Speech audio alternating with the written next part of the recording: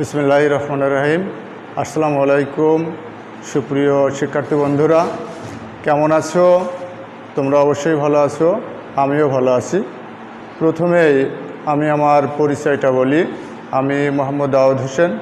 আমার স্কুলের নাম শঙ্করদেব বাতানকাশী মাধ্যমিক বিদ্যালয়।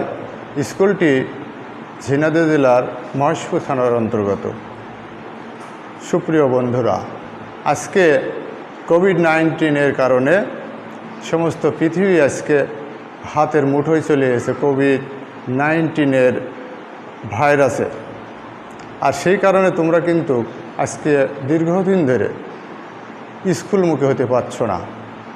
আর স্কুলমুখী না হওয়ার কারণে আমরা কিন্তু আজকে অনলাইনে এই ক্লাস নেওয়ার আয়োজন করেছি।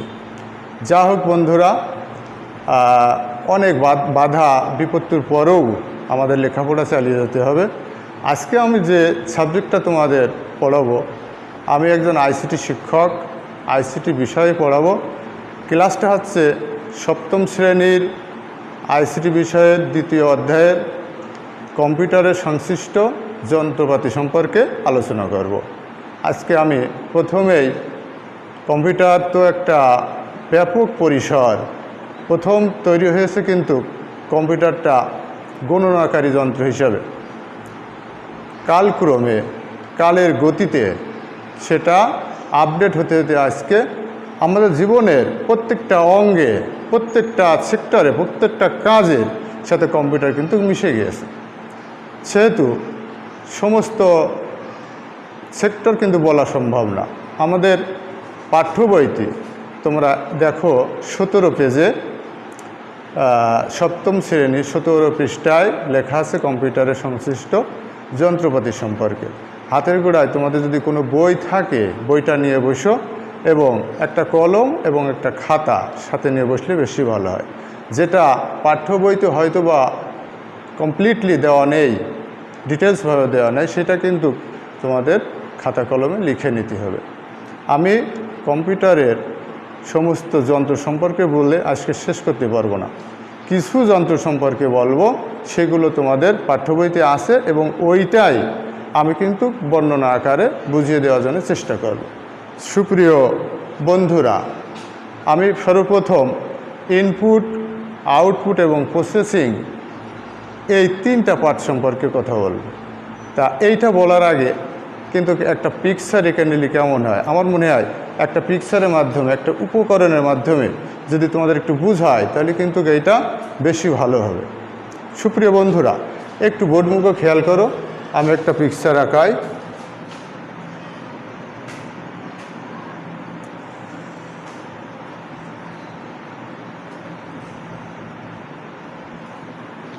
এইটা হচ্ছে একটা প্রসেসর।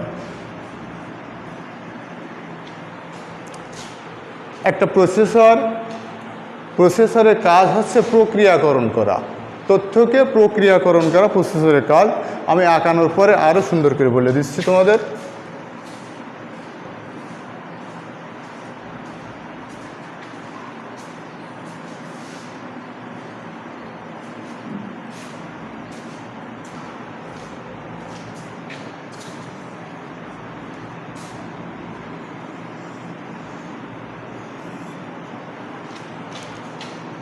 এইটা হচ্ছে প্রসেসর, এইটা হচ্ছে আউটপুট ডিভাইস,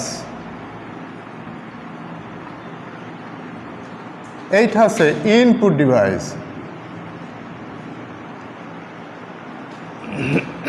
ডিভাইসের কথা বলছি, তোমরা ভেবো না ডিভাইস আবার কি। ডিভাইস শব্দের বাংলা অর্থ হচ্ছে যন্ত্র। কম্পিউটারে যে কোনো যন্ত্রকে আমরা ডিভাইস বলতে পারি। এটা কোনো মতভেদ নেই বা কোনো চিন্তা করার কিছু নেই। আমরা ইনপুট ডিভাইস দিয়ে যখন কম্পিউটারের ভিতরে কোনো তথ্য ঢুকায়, কোনো তথ্য প্রবেশ করায়, তখন ওই তথ্যটা প্রক্রিয়াকরণ করে হচ্ছে প্রসেসরে। আর এই প্রসেসর প্রক্রিয়াকরণ করার পর কি হয়, ওইটা আউটপুট ডিভাইসের মাধ্যমে ফলাফল প্রকাশ করে। তাহলে আমরা একটা জিনিস ভাববো যে ইনপুট ডিভাইস দিয়ে যখন আমাদের একটা তথ্য, একটা ডাটা ভিতরে প্রবেশ করানো হয়, তখন ইনপুট ডিভাইস কাকে বলে এইটা আমরা একটু জানব। এইটা হচ্ছে ইনপুট ডিভাইস। ইনপুট ডিভাইস কাকে বলে? আমরা বলতে পারি যে যন্ত্র বা যন্ত্রাংশের মাধ্যমে কম্পিউটারের ভিতরে, আমি আরও একবার বলছি, যে যন্ত্র বা যন্ত্রাংশের মাধ্যমে কম্পিউটারের ভিতরে কোনো তথ্য, কোনো ডাটা প্রবেশ করানো হয়, সেই যন্ত্র বা যন্ত্রাংশকে ইনপুট ডিভাইস বলে। তোমরা বইতে না পেলেও, পাঠ্য বইতে না পেলেও খাতা এবং কলমে এটা লিখে নাও যে ইনপুট ডিভাইস বলতে কি বোঝায় বা ইনপুট ডিভাইস কাকে বলে। তাহলে কোনো যন্ত্র বা যে যন্ত্র বা যন্ত্রাংশের মাধ্যমে কম্পিউটারের ভিতরে তথ্য প্রবেশ করানো হয়, সেই যন্ত্র বা যন্ত্রাংশকে আমরা ইনপুট ডিভাইস বলতে পারি। ইনপুট ডিভাইস বহু প্রকারের আছে, তবে সব প্রকারের না বলতে পারি, কিছু ইনপুট ডিভাইস আমি উপকরণ হিসাবে তোমাদের দেখাবো এবং সেটা বর্ণনা করব আশা করছি। সুপ্রিয় শিক্ষার্থী বন্ধুরা, আমার কাছে একটা মাউস আছে। এই মাউসটা কিন্তু কম্পিউটারের একটা উল্লেখযোগ্য ইনপুট ডিভাইস। তোমরা দেখতে পাচ্ছ অবশ্যই একটা মাউস, দেখতে ইঁদুরের মতো। এরকম করে যদি আমরা ধরি, তার আকৃতি অনেকটা ইঁদুরের মতো দেখা যায়। এই কারণে বিজ্ঞানীরা যারা তৈরি করেছেন, যারা আবিষ্কার করেছেন, তারা কিন্তু এই মাউস এর নাম দিয়েছে মাউস। এর 3টা বাটন আছে, 2টা বাটন আর একটা হলে চাকা, স্ক্রোল হুইল যাকে বলা হয়, মাঝখানেরটা। আর 2টা বাটন আছে, একটা রাইট বাটন আর একটা লেফট বাটন। রাইট এবং লেফট বাটন দিয়ে আমরা কম্পিউটারের ভিতরে তথ্য প্রবেশ করানোর পর কমান্ডের কাজ করি, লেফট বাটন এবং রাইট বাটন দিয়ে। এইটা হলো রাইট, এইটা হলো লেফট। আমরা যখন এরকম করে মাউসটা ধরবো, তখন আমাদের 2টা আঙুল 2 সাইডে পড়বে, একটা হলো লেফট সাইড আর একটা হলো রাইট সাইড। এই কারণে এটা আমরা বলি যে এটা রাইট বাটন, এটা হলো লেফট বাটন। সুপ্রিয় বন্ধুরা, আর মাঝখানেটা স্ক্রোল হুইল বা চাকা। এইটা পর্দার কোনো পেজ হোক, লেখা হোক, ইমেজ হোক, ওঠা নামানোর কাজে, অন্যান্য কাজে এটা ব্যবহার করা হয়। তাহলে এইটা অবশ্যই তোমরা দেখলে যে একটা লেজ ধরনের আছে, অর্থাৎ এটা কেবল, আর এটা ইঁদুরের মতো দেখতে, এই কারণে এর নাম দেওয়া হয়েছে মাউস। সুপ্রিয় বন্ধুরা, আজকে মাউস সম্পর্কে আমি যতটুকু বুঝালাম, এরপরেও আরও কিন্তু ডিভাইস আছে, সেই ডিভাইসগুলোও ইনপুট হিসাবে কাজ করে। আরেকটা ইনপুট ডিভাইস সম্পর্কে বলবো, সেটার সাথে তোমরা এর আগেই পরিচিত হয়েছো। তার নাম হচ্ছে কিবোর্ড, যার অনেকগুলো বোতাম আছে। আগে ছিল কিন্তু অনেকটা কম, 80-84টা। এখন বর্তমানে 104টে বোতাম দিয়ে আধুনিক যে কিবোর্ড তৈরি করছে, কিবোর্ডগুলোর বোতাম হচ্ছে 104টা। তার কারণ দিন দিন আপডেট হচ্ছে, তোমরা তো বুঝতেই পারছো। এই কিবোর্ডের অনেক কাজ, কমান্ডের কাজ ছাড়াও কিবোর্ডটা কিন্তু লেখার কাজে ব্যবহার করা হয়।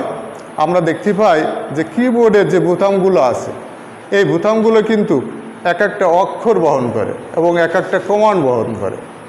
আর এইটা কিন্তু কম্পিউটারের একটা বড় ধরনের ইনপুট ডিভাইস, যে ডিভাইস বাদ দিলে পুরো কম্পিউটারটায় তথ্য প্রবেশ করানো অসম্ভব হয়ে পড়ে। সুপ্রিয় বন্ধুরা, কিবোর্ডের পরে আমি আরেকটা পার্ট সম্পর্কে আলোচনা করব, সেটা হলো স্ক্যানার।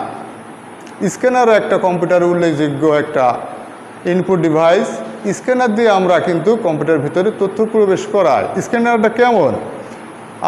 আমার কাছে স্ক্যানার নেই, তবুও আমি দেখাচ্ছি যে একটা ঢাকনা থাকে স্ক্যানারে এরকম, আর ঢাকনার নিচেই কিন্তু একটা গ্লাস আছে, অনেকটা ওই ফটোকপি মেশিনের মতো। ফটোকপি মেশিনের উপরে যেমন একটা গ্লাস আছে, গ্লাসের পরে ইমেজ বা কোনো লেখা জাতীয় কাগজ ওর পরে রেখে ঢাকনাটা নামিয়ে দিয়ে যদি আমরা বিশেষ প্রক্রিয়ার মাধ্যমে কম্পিউটার ভিতরে তথ্যটা নেই, তাহলে কি হয়, স্ক্যানার ওই কাগজটা বা ওই ছবিটা স্ক্যান করে কম্পিউটারের ভিতরে সেভ করার জন্য বা ডেস্কটপে রাখার জন্য বা ফটোশপে নেওয়ার জন্য যে কাজেই হোক আমরা ব্যবহার করতে পারি অনায়াসে।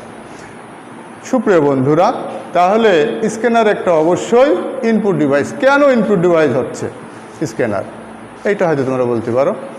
স্ক্যানার আমাদের কি কাজ করে দিচ্ছে? আমাদের বাইরের কোনো তথ্য, বাইরের কোনো ডাটা কি করছে? কম্পিউটারের ভিতরে প্রবেশ করাচ্ছে। আর আমি প্রথমেই সংজ্ঞা হিসাবে বলেছি যে যন্ত্র বা যন্ত্রাংশ কম্পিউটারের ভিতরে কোনো তথ্য প্রবেশ করায় সেই যন্ত্র বা যন্ত্রাংশকে আমরা ইনপুট ডিভাইস বলতে পারি। তাহলে স্ক্যানার অনায়াসেই কোনো তথ্য কম্পিউটারের ভিতরে প্রবেশ করাচ্ছে, সে কারণে আমরা স্ক্যানারকে অবশ্যই একটা ইনপুট ডিভাইস বলতে পারি।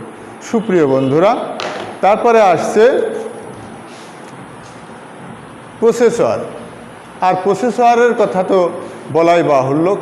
প্রসেসর এমন একটা পার্টস, তোমরা একটা হিসেব করে দেখো যে কোনো প্রাণী, মাথা বাদে কোনো প্রাণী আছে কেমন? মাথা বাদে কোনো প্রাণী কল্পনা করা যায় কেমন? অবশ্যই তোমরা বলবে যে না, মাথা বাদে কোনো প্রাণী কল্পনা করা যায় না। তা প্রসেসর এমন একটা পার্টস যে সে ব্রেন স্বরূপ, মস্তিষ্ক স্বরূপ, মাথা স্বরূপ কাজ করে একটা কম্পিউটারে। অল কম্পিউটারকে নিয়ন্ত্রণ করার জন্য একটা পার্টস আছে, সেটা হচ্ছে প্রসেসর। আর যে প্রসেসর বাদে অল কম্পিউটার কল্পনা করা যায় না। প্রসেসরের সংক্ষেপে আমরা সিপিইউ বলে থাকি। সিপিইউ, সিপিইউ এর পূর্ণরূপ হচ্ছে সেন্ট্রাল প্রসেসিং ইউনিট। তাহলে প্রসেসরের সংক্ষিপ্ত রূপ হলো সিপিইউ, পূর্ণরূপ হচ্ছে সেন্ট্রাল প্রসেসিং ইউনিট, আর এর বাংলা হচ্ছে কেন্দ্রীয় প্রক্রিয়াকরণ অংশ। কেন্দ্রীয় প্রক্রিয়াকরণ অংশ। তোমরা আমি আগেই বলেছি যে খাতা এবং কলম নিয়ে বসতে অবশ্যই এইটা লিখে নিতে হবে যে এর বাংলা কি, এর পূর্ণরূপ কি, এর সংক্ষিপ্ত রূপ কী। তাহলে অবশ্যই খুঁটিনাটির বিষয় তোমরা জানতে পারবে। সুপ্রিয় বন্ধুরা, দেখো আজকে প্রসেসর কত আপডেট হয়েছে। আমরা এর আগে যখন আমরা দেখেছি যে প্রথম প্রজন্মে যে প্রসেসর ছিল, আইবিএম কোম্পানি প্রথম মেন ফ্রেম এবং মিনি কম্পিউটার তৈরি করার জন্য আমাদের বাংলাদেশ স্বাধীন হয় 1971 সালে। আর প্রথম প্রসেসরও কিন্তু তৈরি হয় 1971 সালে। কোন কোম্পানি? ইন্টেল কোম্পানি প্রসেসর প্রথম আবিষ্কার করে 1971 সালে, যার নাম দেওয়া হয়েছিল 4004, যার ট্রানজিস্টরের সংখ্যা ছিল 2300টি, মোটে 2300টি। বর্তমান কোর i7 যে প্রসেসর আছে, এই প্রসেসরে কিন্তু ট্রানজিস্টরের সংখ্যা 227 কোটিটি। 227 কোটিটি। 71 সালে যার ট্রানজিস্টরের সংখ্যা ছিল 2300টি, সেইটা আপডেট হতে হতে এখন বর্তমান কোর i7 প্রসেসরের ট্রানজিস্টরের সংখ্যা 227 কোটিটি। সুপ্রিয় শিক্ষার্থী বন্ধুরা, এখন ভাবতে হবে যে তার গতি কেমন ছিল আর বর্তমান প্রসেসরের গতি কেমন। আমি আগেই বলেছি যে কম্পিউটার কিন্তু আগে ছিল একটা শুধুমাত্র গণনাকারী যন্ত্র, তারপরে ধাপে ধাপে ধাপে ধাপে ক্রমান্বয়ে এগোতে এগোতে জীবনের প্রতিটা সেক্টরে কিন্তু কম্পিউটার ঢুকে গিয়েছে।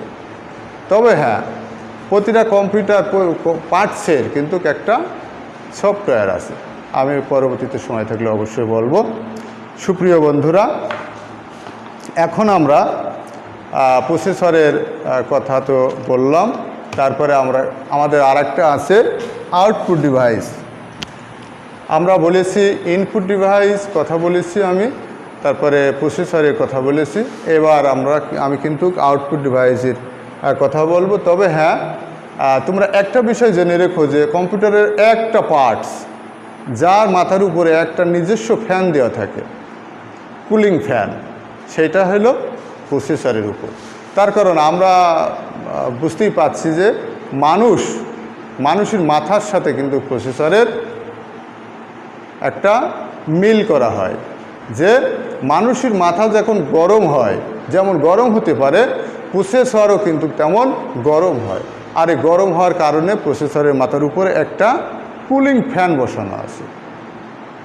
সুপ্রিয় বন্ধুরা, তাহলে বুঝতে হবে যে প্রসেসর অল কম্পিউটারকে কিভাবে নিয়ন্ত্রণ করছে,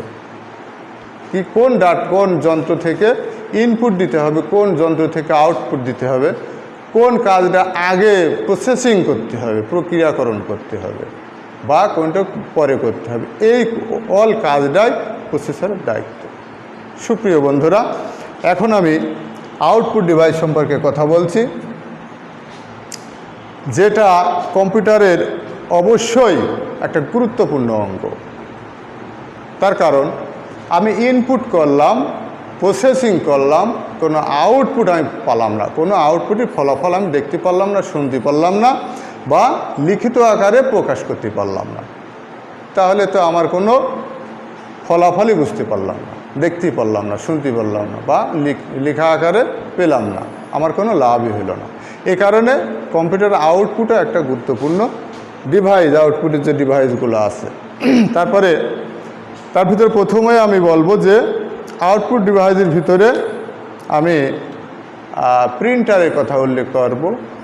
প্রিন্টার আমাদের শিক্ষাক্ষেত্রে হোক, ব্যবসা ক্ষেত্রে হোক, অফিস আদালত হোক, সর্বক্ষেত্রেই কিন্তু আমাদের প্রিন্টার জীবনের সাথে জড়িয়ে আছে। বর্তমান প্রিন্টার এমন একটা ডিভাইস, আউটপুট ডিভাইস, যে লিখিত রূপ বা ইমেজ, আমরা কি করব, ইমেজটা একটা ছবি আকারে বের করে আনবো, একটা লিখিত বক্তব্য হোক, লিখিত চিঠি হোক, লিখিত একটা নোটিশ হোক, সেইটা আমরা প্রিন্ট দিয়ে বের করে আনবো। শুধু বিশেষ প্রক্রিয়ার মাধ্যমে কম্পিউটারের ভিতর থেকে কমান্ড দিয়ে প্রিন্টার একটা কাগজ ফেলে দিলেই কিন্তু এনাফ, অবশ্যই প্রিন্ট আকারে বা ছবি আকারে বেরিয়ে চলে আসবে। তাহলে প্রিন্টার কম্পিউটারের সাথে অবশ্যই জড়িয়ে আছে। তারপরে আমি উল্লেখ করছি যে প্রিন্টারের পরে অবস্থান কার, স্পিকার। আমার কাছে একটা স্পিকার আছে, একটা সাউন্ড বক্স, যেটা হচ্ছে আউটপুট ডিভাইস হিসেবে আমরা ধরি। এটা অবশ্যই একটা উল্লেখযোগ্য আউটপুট ডিভাইস। এইটা কাজ কি, এটা কিন্তু আমাদের মুভি দেখায়, গান দেখায়, শোনায়, বা একটা শব্দ প্রক্রিয়া করে কি করে এই আউটপুট ডিভাইসের মাধ্যমে বা এই স্পিকারের মাধ্যমে আমাদের শোনায়। অন্য কোনো ডিভাইস এরকম নেই যে তার মাধ্যমে আমরা শুনে থাকি। এই একটা আউটপুট ডিভাইস। সুপ্রিয় বন্ধুরা, যদি স্পিকার না আবিষ্কার হতো তাহলে কি হতো? একবার ভেবে দেখো যে আমরা কম্পিউটারে সব কাজ করছি, কম্পিউটারে আমরা কিন্তু একটা গান শোনার জন্য চেষ্টা করছি, একটা সাউন্ড, একটা শব্দ শোনার জন্য চেষ্টা করছি, কিন্তু আমাদের হাতের কাছে কোনো স্পিকার নেই, কোনো সাউন্ড বক্স নেই, বা একটা ভিডিও যে খেলা আছে এই খেলাগুলো আমরা উপভোগ করব, খেলাগুলো খেলবো, ভিডিও গেম যাকে বলে, কিন্তু আমাদের কি হচ্ছে, কোনো সাউন্ড বক্স নেই। তাহলে কি অবস্থা হবে একবার ভেবে দেখো। আমাদের অবশ্যই নিরানন্দে ভুগতে হবে ওই টাইমটা। তারপরে যখন স্পিকার বা সাউন্ড বক্স হাজির করা হবে তখন কিন্তু একটা আনন্দে চলে আসবে, না আমরা শুনতেও পারবো বা স্ক্যানে দেখতেও পারবো। শুধু দেখে কিন্তু কোনো মজা হবে না, আমাদের শুনতে হবে, দেখতে হবে, আবার নিজে ওই কাজটা করার জন্য চেষ্টা করতে হবে, কম্পিউটারটা চালানোর জন্য, প্রসেসিং করার জন্য, আউটপুট ডিভাইস দিয়ে বের করার জন্য চেষ্টা করতে হবে। আচ্ছা, তাহলে আমরা ইনপুট ডিভাইস কাকে বলে, প্রসেসর কি, প্রসেসরের কাজ কি, এটা আমরা জানলাম। এখন দেখবো যে আউটপুট ডিভাইস কাকে বলে।